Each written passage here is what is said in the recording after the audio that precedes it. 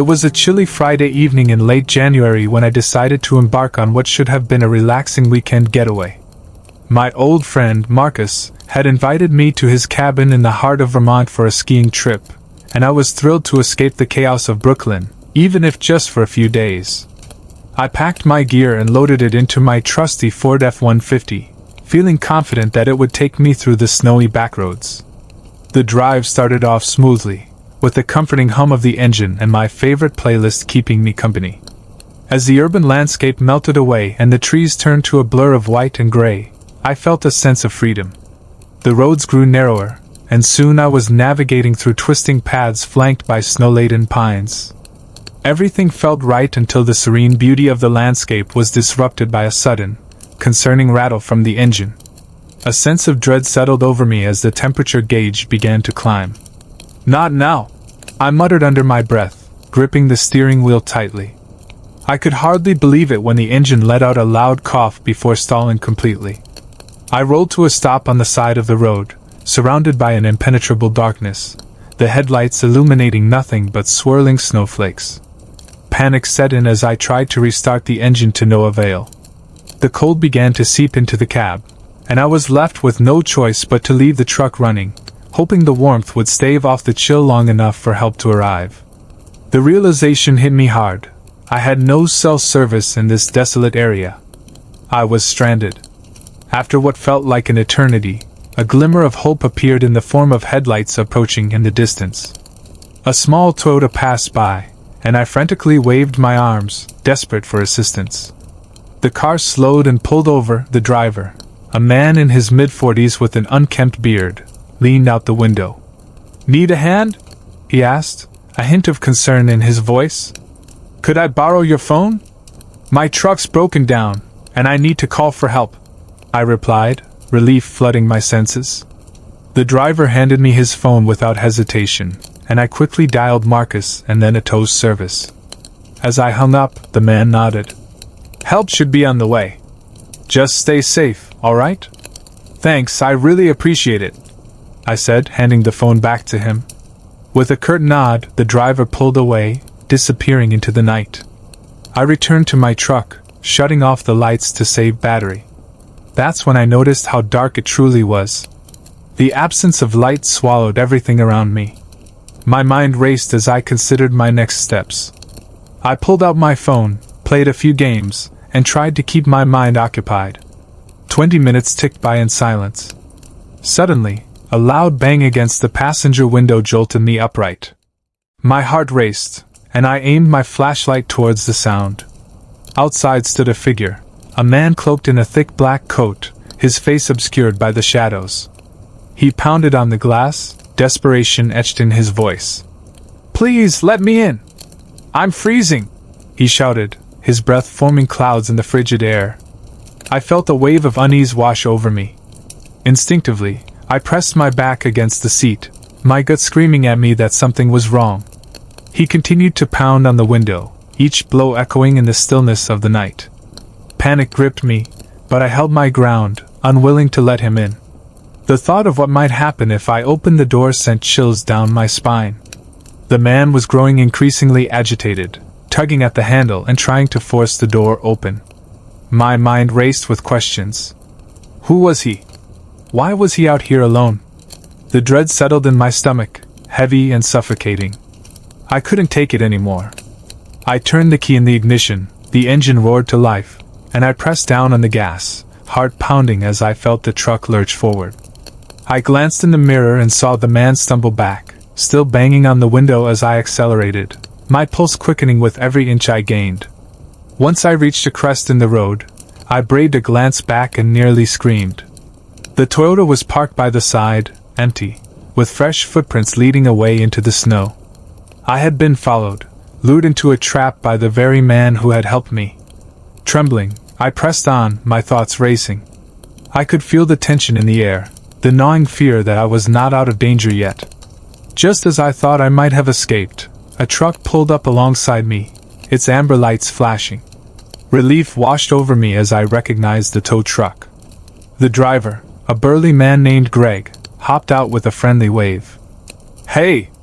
I heard you might need some help," As Greg hooked up my truck, I relayed the bizarre encounter with the man outside. He chuckled. "Sounds like a crazy night, huh? Lucky you didn't open that door. People can be desperate out here." Once the Ford was securely attached, I climbed into the cab of the tow truck, feeling a mix of relief and anxiety. We drove towards the nearest service station, and I couldn't shake the unease. Who was that man? Why was he out here? When we arrived, I found Marcus waiting, a worried expression on his face. After I shared the harrowing tale, he shook his head. "That's creepy, man. You're lucky you got out of there in one piece." As the mechanics examined my truck, they quickly discovered the issue. A blown water pump had caused the engine to overheat. While they worked on repairs, I took a moment to collect my thoughts, but the unsettling feeling lingered.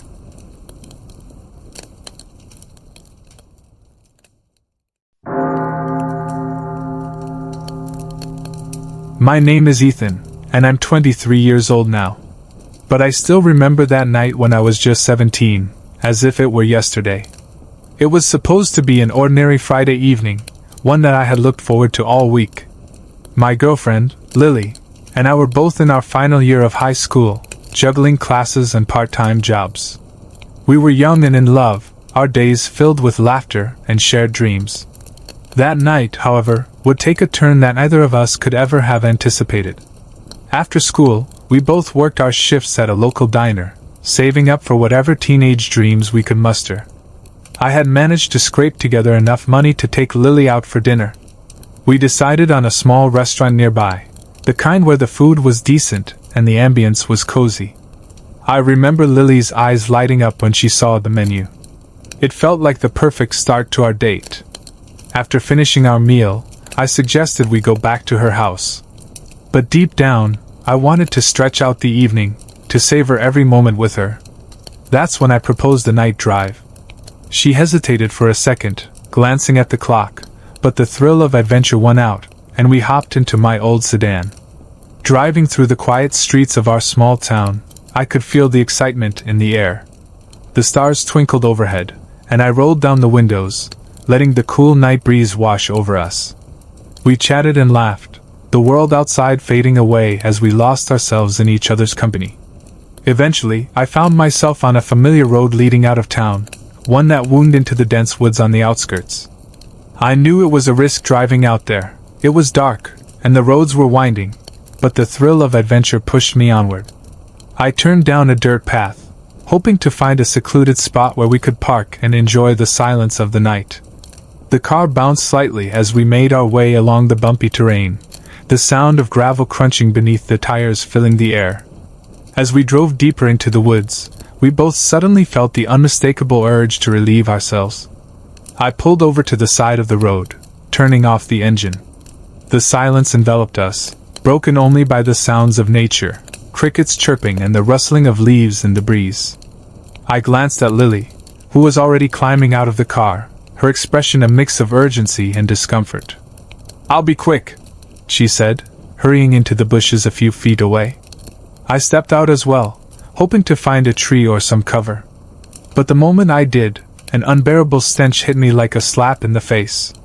It was rancid, overpowering, and utterly nauseating. I turned back toward the car, half expecting to see something bizarre, but the darkness around us felt eerily calm. I heard Lily gagging, and I rushed back to her. "Are you okay?"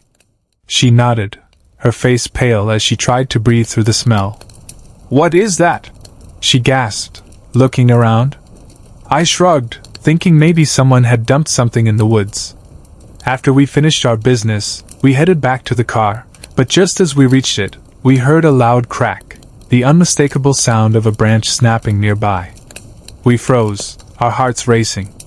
"What was that?" Lily whispered, her eyes wide with fear. "Probably just a deer," I said, trying to sound brave, but my voice trembled slightly. I opened the door to the car, glancing around nervously. But then, from the depths of the forest, we heard a scream. It wasn't a cry of joy or even surprise. It was a scream filled with raw terror and pain. It sent chills down my spine. "Ethan, let's get in the car. We need to go," Lily pleaded, her voice shaking. "No, wait," I said, fighting against the urge to flee. "I have to see what that was." Before she could protest further, I grabbed my phone and turned on the flashlight. The beam cut through the darkness, revealing only shadows and the trunks of trees looming ominously around us.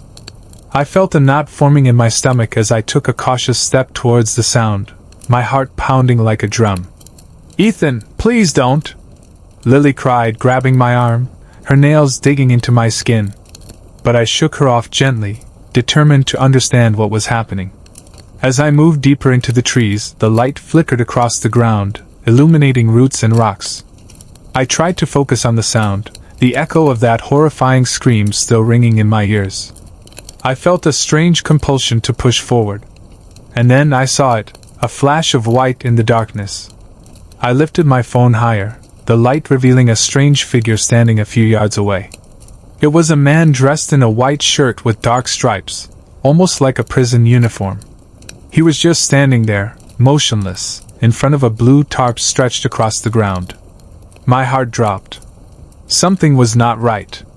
I stumbled backward, barely able to breathe, the sight paralyzing me with fear. What was he doing there? What had I stumbled upon? Panicked, I turned and ran back to the car.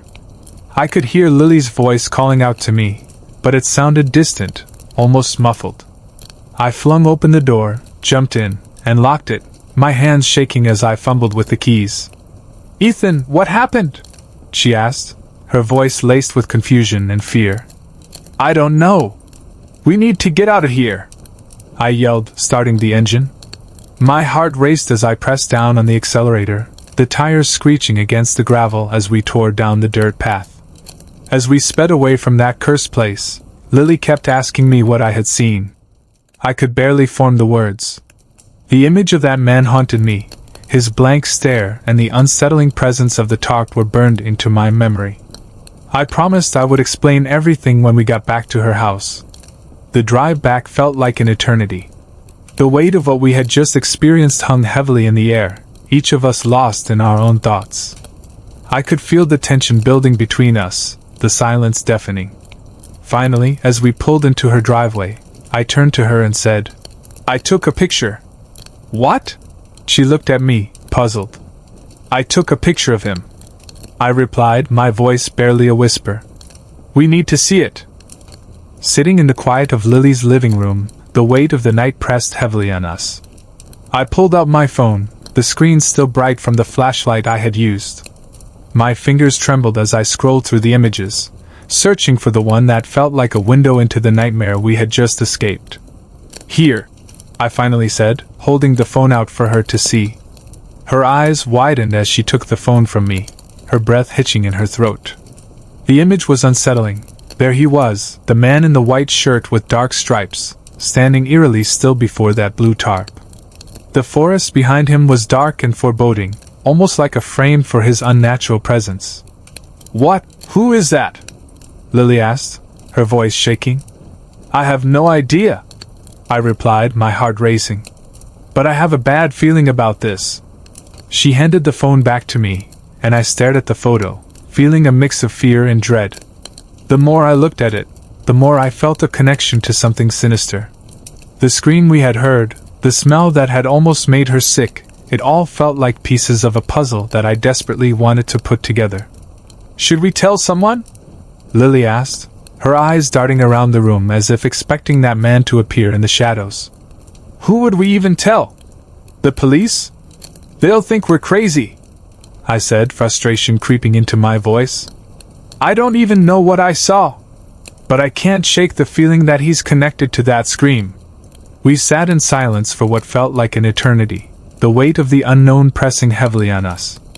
The clock ticked loudly in the background, a reminder that the night was far from over. I could sense Lily's anxiety rising as she hugged her knees to her chest, her eyes glued to the phone in my hand.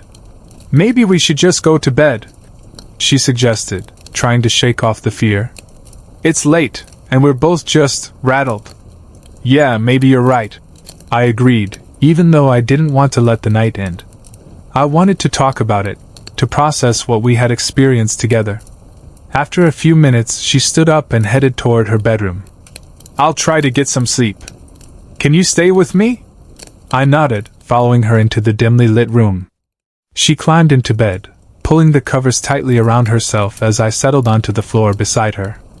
It felt safer that way, like a barrier between us and the horror of the outside world. As the minutes turned into hours, I found it nearly impossible to close my eyes. My mind raced with thoughts of that man and the scream that had echoed in the night. It felt like a dark cloud hung over us, and the comfort of Lily's presence did little to ease the tension in the air. Suddenly, a loud crash echoed from the living room, jolting us both awake. I shot up, heart pounding. "What was that?"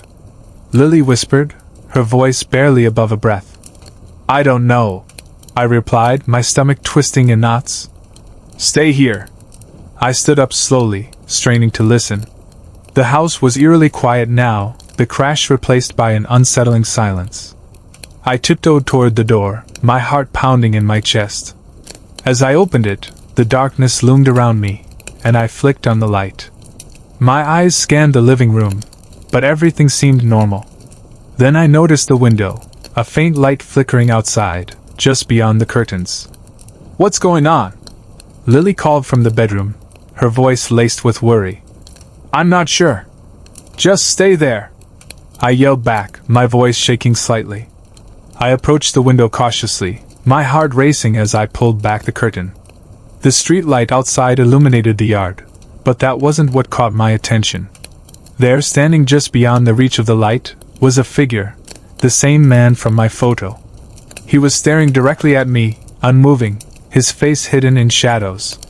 Panic surged through me, and I stumbled back, knocking over a lamp. The crash echoed through the room, but my focus was solely on that figure outside. "Ethan? What's happening?" Lily shouted, now standing at the doorway, eyes wide with fear. I couldn't take my eyes off him. "It's him! The man from the woods!" I exclaimed, my voice a frantic whisper. Lily's face paled, and she rushed to my side, peering out the window. "What does he want?" "I don't know," I said, my heart pounding in my chest. "But I think we need to call the police. Now." As I turned to grab my phone, I glanced back outside. The man was gone. The space where he had stood was empty, swallowed by the darkness of the night. "Ethan, please hurry," Lily urged, her voice shaking.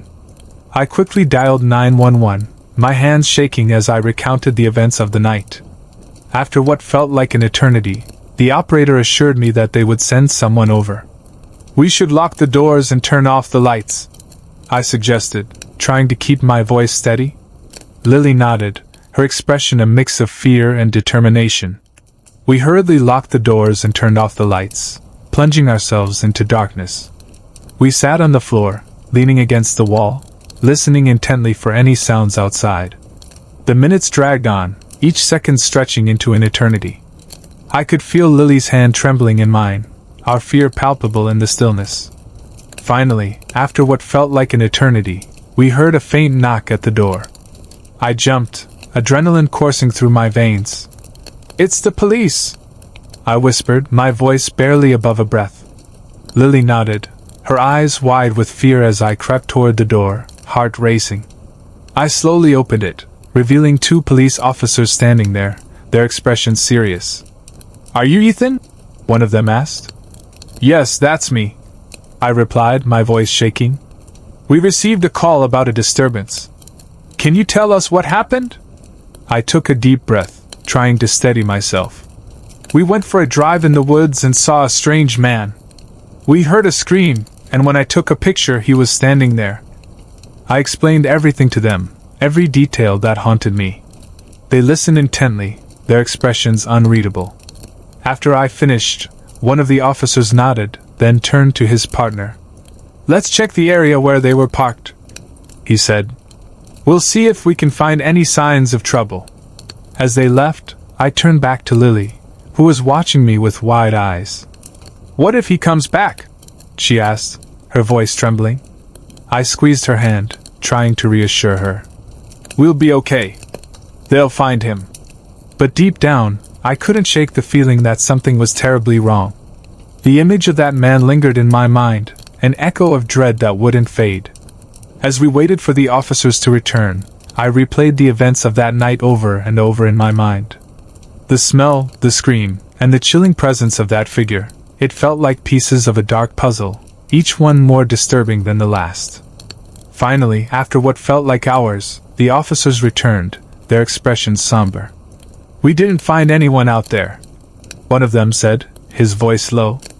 "Are you sure?" I pressed, desperation creeping into my tone. "He was just there." "We understand this is frightening," the other officer replied. "But there's no one in the area. We suggest you stay inside and keep the doors locked for the night." They left, and the heaviness in the air returned. I turned to Lily, her face pale and drawn. "What do we do now?" "I don't know," she whispered. "But I can't shake the feeling that something isn't right." And as we settled back onto the floor, the darkness surrounding us felt like a shroud, enveloping us in its eerie silence. The night dragged on, and sleep eluded us both, the terror of that evening etched into our minds, a haunting reminder that sometimes, curiosity can lead us to places we were never meant to go. Even now, years later, the memory of that night lingers in the back of my mind, an unresolved mystery that remains forever intertwined with my life. And though Lily and I eventually parted ways, that chilling experience binds us together in a way that time cannot erase.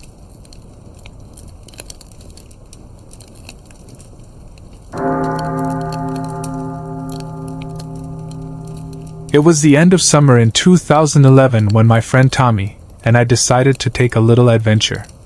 We were both young and restless, yearning for something out of the ordinary. I was just shy of 19, and Tommy was a couple of years younger, always looking up to me with that eager curiosity that only a best friend could have. We spent that particular evening just like many others, hanging out at the local mall, bowling, and stuffing ourselves at Waffle House, where the grease and the laughter flowed freely. But as the night wore on and the streets grew quieter, we found ourselves not ready to call it a night. "Let's go for a drive," I suggested, feeling that spark of spontaneity in the air. Tommy's eyes lit up, and just like that, we were off. We hopped into my old Toyota, its engine purring like a contented cat, and set out on the winding roads of rural Virginia, looking for some thrill in the dimly lit countryside. The roads were narrow and often unpaved, surrounded by dense forests, and the occasional flicker of a distant farmhouse. The moon hung high, casting an eerie glow over the landscape. As we drove deeper into the countryside, we exchanged stories and laughed, the thrill of the night making everything feel possible. Eventually, we turned down a dirt road that looked like it hadn't seen a car in ages. The moment we entered, a shiver ran down my spine, though I brushed it off as mere excitement. "This is going to be fun," I told Tommy, who was busy adjusting the radio, oblivious to my growing unease.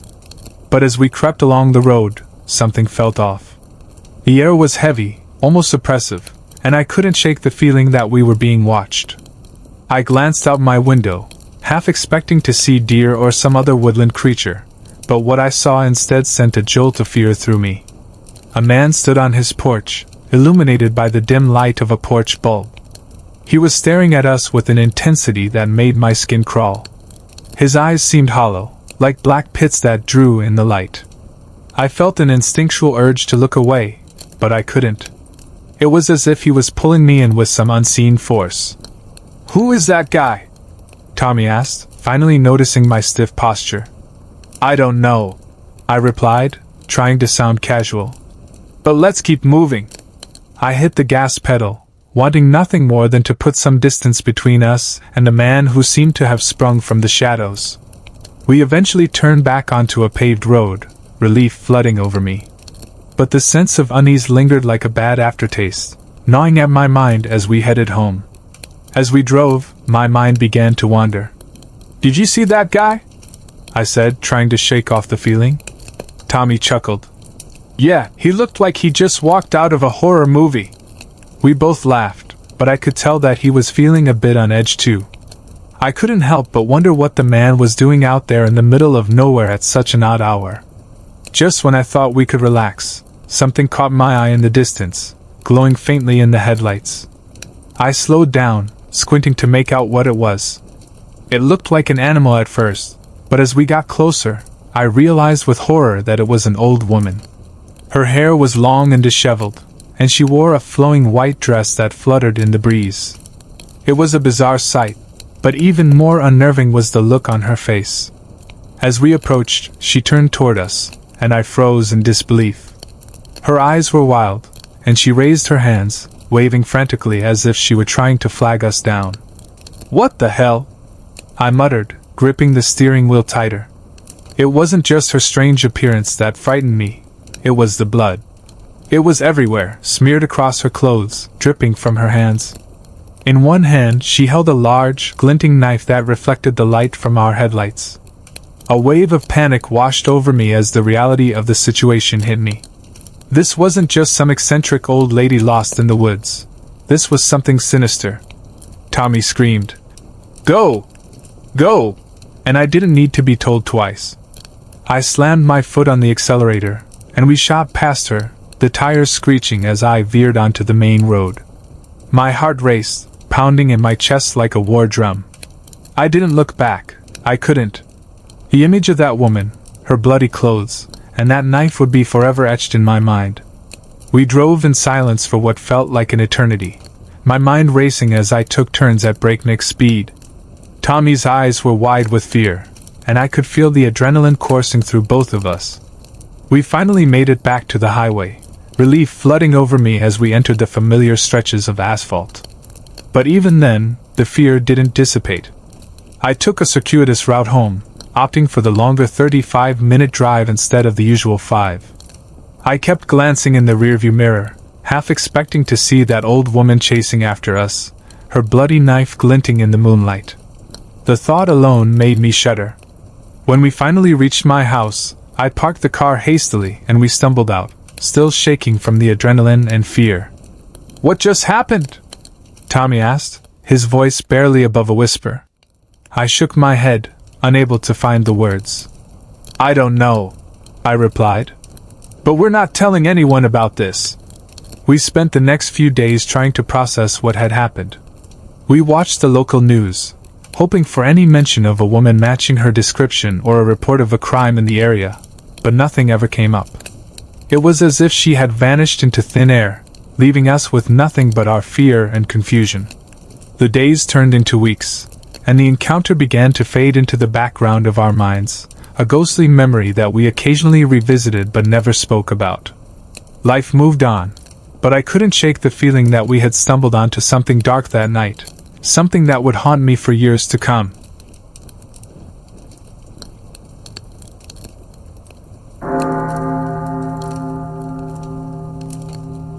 It was a warm summer night in late July, just past midnight. I found myself driving home along a deserted country road in southern Indiana, the moon hanging low and bright, casting silver beams over the fields of corn that stretched endlessly on my right. The soft breeze tousled my hair, and the scent of fresh earth and distant wildflowers wafted through the open convertible.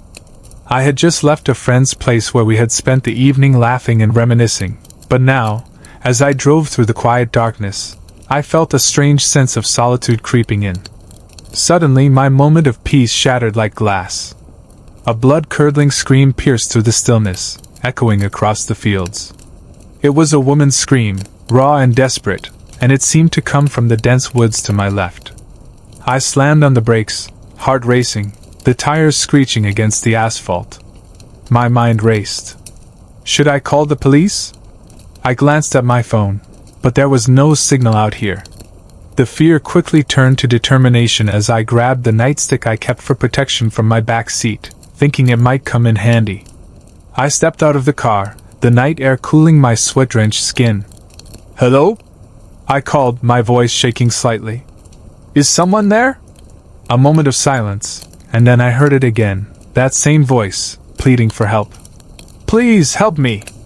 Without a second thought, I ventured into the woods, the beams from my phone flashlight barely piercing the thick canopy above. I was cautious, my senses on high alert. "Can you hear me?" I shouted, trying to gauge the direction of the voice. "Keep screaming! I'm coming!" With each step deeper into the forest, I felt the underbrush crunch beneath my feet, yet the sound of her cries stayed eerily constant. No matter how far I ran, no matter how hard I pushed myself to reach her, the distance between us remained unchanged, her cries echoing as if they were trapped in a loop. An unsettling thought crept into my mind. What if this was a trap? I stopped, breathless, my heart thumping in my chest. The hair on the back of my neck stood on end. This isn't right, I muttered to myself, fear swelling in my gut. I turned on my heel, deciding it was best to retreat to my car. But just as I began to move, the scream echoed again, and I froze, a shiver running down my spine. It felt as though something was watching me from the shadows, lurking just beyond my sight. I sprinted back toward the road, the haunting cries still trailing behind me. They were so close yet so distant, as if I was caught in some twisted game. The trees whispered secrets around me, and for a moment, I could have sworn I heard laughter mixed with the cries, chilling me to the bone. Finally, I burst into the open air of the road, gasping for breath. The light from my car glimmered in the distance, a beacon of safety. I dashed toward it, diving into the driver's seat and slamming the door shut. I fumbled with the keys, my hands trembling as I started the engine, the familiar roar of the car's power cutting through the fear that clung to me like a wet blanket. I sped off, tires kicking up gravel, leaving the forest behind me, but not the scream. The chilling sound echoed in my mind, drowning out the hum of the engine. My heart raced, pounding like a drum as I drove, and every glance in the rearview mirror made me feel as though something was following me, lurking just out of sight. Once I reached town, I pulled into the police station, breathless and frantic. I recounted everything, the scream, the woods, the voice. The officers exchanged glances, skepticism etched on their faces. They assured me they would send someone to investigate, but I could see in their eyes that they thought I was just another panicked driver spouting tall tales. When I left the station, I felt hollow. The adrenaline that had propelled me through the night was fading, replaced by an overwhelming sense of dread. I went home, but sleep eluded me, my mind replaying the events over and over. Who was she? Did she need help? Or had I been too late? For the next few days, I tried to forget. I immersed myself in work, surrounded by co-workers who had no idea of the horror that lingered in my mind. I spoke about it with my family and friends, sharing the story as if it were an urban legend, hoping to lighten the heaviness in my chest. Yet, no matter how much I tried to brush it aside, the image of that desperate voice remained, haunting my every thought. A week later, I found myself sitting on my couch, idly flipping through the channels, trying to distract myself. I paused on the local news, a habit I had developed after that night. As the anchor began reporting a breaking story, my heart sank. They showed footage of the woods where I had heard the scream, and my hands went clammy as the words "homicide" and "woman's body discovered" echoed through the room. They revealed that the body of a woman in her 30s had been found, her life extinguished far too soon. There were no signs of struggle or violence, just the chilling silence where her cries had once echoed. My blood ran cold as I realized the terrible truth. The screams I had heard, the desperate pleas for help, they had belonged to her. I was filled with dread and regret, a hollow pit forming in my stomach. What if I had just turned back sooner? What if I had found her in time?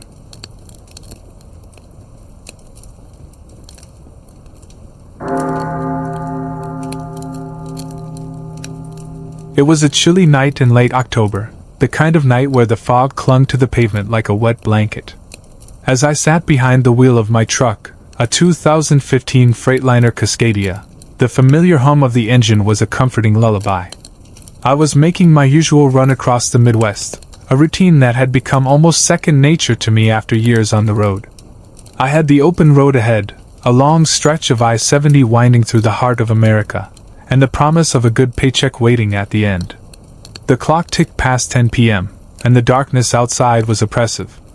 I had just passed through a small town, the kind you could miss if you weren't paying attention. The glow of the gas station signs blurred into the background as I drove deeper into the countryside. The headlights illuminated a few scattered trees, their branches swaying slightly in the chilly breeze, but aside from that, it was just me and the road. As a long-haul truck driver, I had seen my fair share of strange sights. From wild animals darting across the highway to the occasional flipped-over car, the road was always full of surprises. But on this particular night, something felt off. I chalked it up to the fatigue setting in.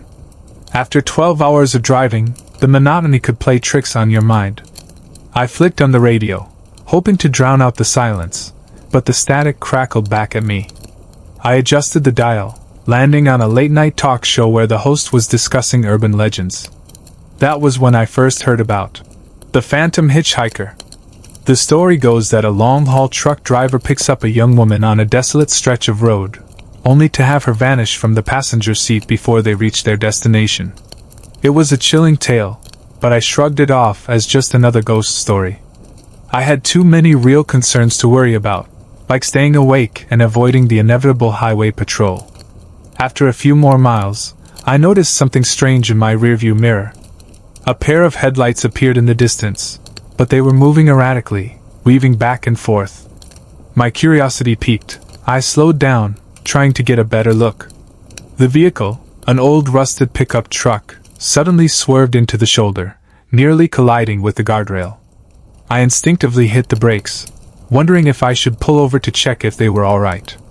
As I came to a stop, I turned on my hazard lights and watched as the pickup truck jerked to a halt a few yards away. The driver, a scruffy-looking man with disheveled hair and a baseball cap, stepped out and stumbled toward my truck. I rolled down my window, apprehension gnawing at my gut. "Hey man, you okay?" I asked, trying to gauge his state. "Yeah, just ran out of gas. Can you help me?" He slurred, his speech heavy and slow. Something about him set off alarm bells in my head. I had heard enough horror stories from fellow drivers to know that not everyone on the road had good intentions. "Sure, I can help you, but I need to see your ID first," I replied, my voice steady despite the unease creeping in. He hesitated, eyes darting to the ground as if he was searching for something. "I left it in the truck. Can you just give me a ride to the gas station?" I considered my options. The gas station was only about a mile down the road, but I didn't like the idea of letting a stranger into my truck. I was alone out here, and who knew what he might do once he was inside. "Listen, I'll call for help for you. Just stay put," I said, trying to maintain a safe distance. I reached for my phone, but before I could dial, the man suddenly lunged for the passenger door. "Don't you dare leave me here!" he shouted, desperation etched across his face. Instinct kicked in, and I slammed my foot on the gas pedal, the truck roaring to life as I sped away from him.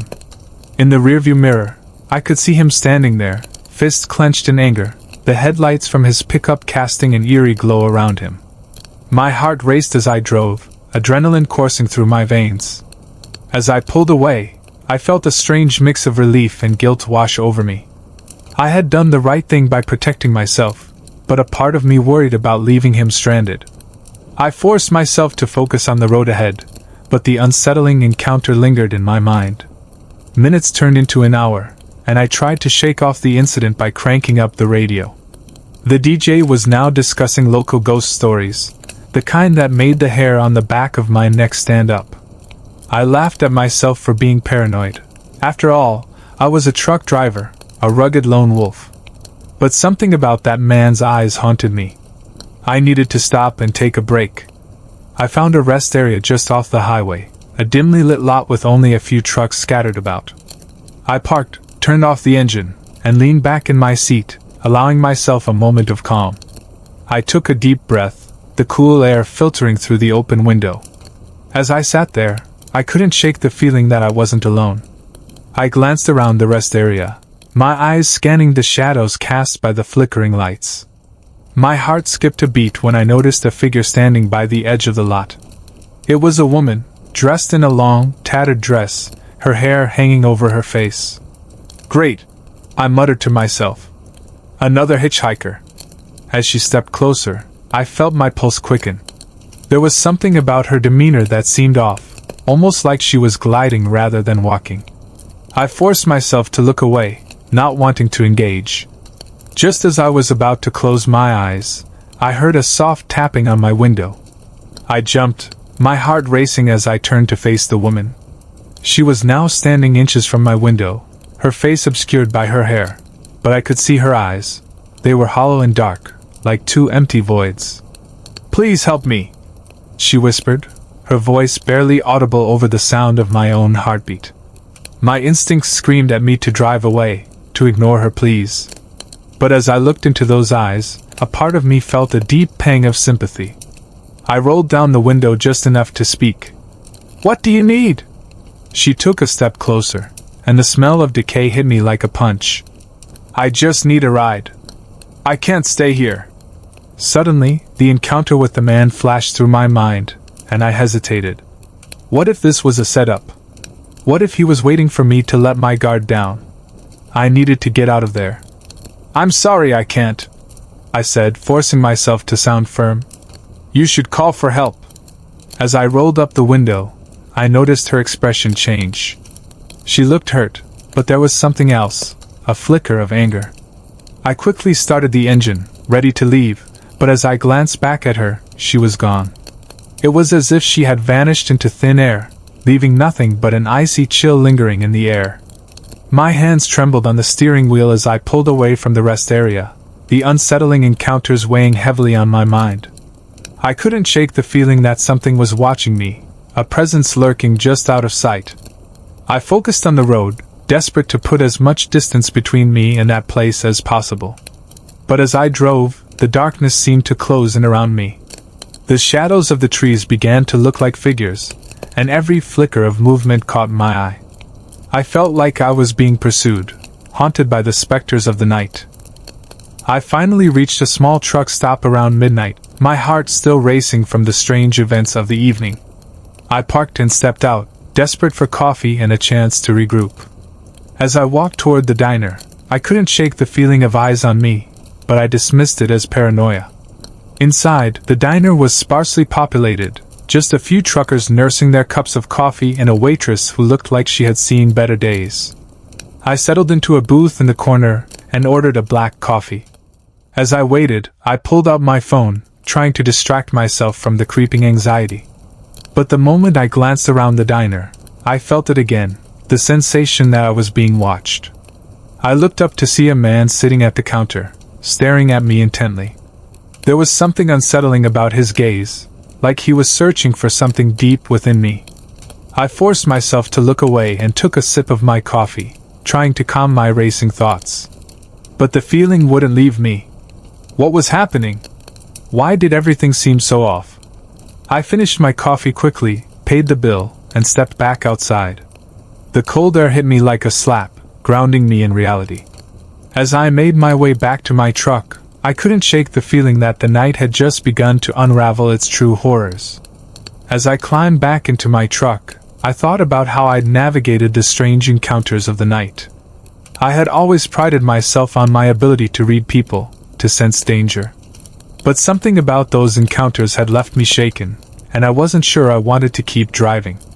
The darkness felt suffocating, and I could hear the whispers of the night in the distance. I decided to call it a night and find a place to sleep, hoping that a few hours of shut-eye would clear my head. I drove back to the rest area, which now felt like a place of refuge. When I arrived, I parked in a well-lit spot and locked the doors, reassuring myself that I was safe. I lay back in my seat, letting the hum of the engine soothe me to sleep. But sleep was elusive. Every sound outside seemed magnified, the rustle of leaves, the distant howl of the wind, and the eerie silence that followed. I finally dozed off, but my dreams were plagued by visions of the woman from earlier, her hollow eyes haunting me. A loud bang jolted me awake, heart pounding in my chest. I looked around, disoriented, and saw a figure standing outside my truck, illuminated by the flickering lights. It was the man from earlier, the scruffy driver with wild eyes. Panic surged through me as I fumbled for the keys, ready to start the engine and escape. "Hey! Let me in!" he shouted, pounding on the passenger door. I shook my head, breathing heavily. "No! Get away from me!" His face twisted in anger, and I could see the desperation in his eyes. "Please, I need help. I didn't mean to scare you." My instinct screamed at me to drive away, but there was something in his voice that gave me pause. "What do you want?" I called out, keeping the door locked. "I just need to talk." "I swear I won't hurt you," he yelled, his hands raised as if to show he was unarmed. Against my better judgment, I cracked the window just enough to hear him better. "What's going on?" "I was just trying to find my way home," he said, panting as if he had been running. "I thought you were my only chance. I promise I'm not a threat." I felt a surge of sympathy but quickly pushed it aside. "You're not making this easy, man." His expression shifted, desperation giving way to something more intense. "You don't understand. There's something out here. Something following me. I saw it." I hesitated, caught between disbelief and the eerie feeling that had been nagging at me since the rest area. "What are you talking about?" He leaned closer, his voice dropping to a whisper. "I thought it was just me at first, but then I saw it again, a figure in the shadows. It's been stalking me, and I think it's coming for you too." The chill ran down my spine. I had felt it too, that sense of being watched. "Why should I believe you?" "Because it knows you saw me. It's not just a ghost story. It's real." I felt the weight of his words sink in, the fear palpable in the air around us. I could see the sincerity in his eyes, but I was still reluctant to let him in. "What do you want me to do?" "Just let me in. We can drive together.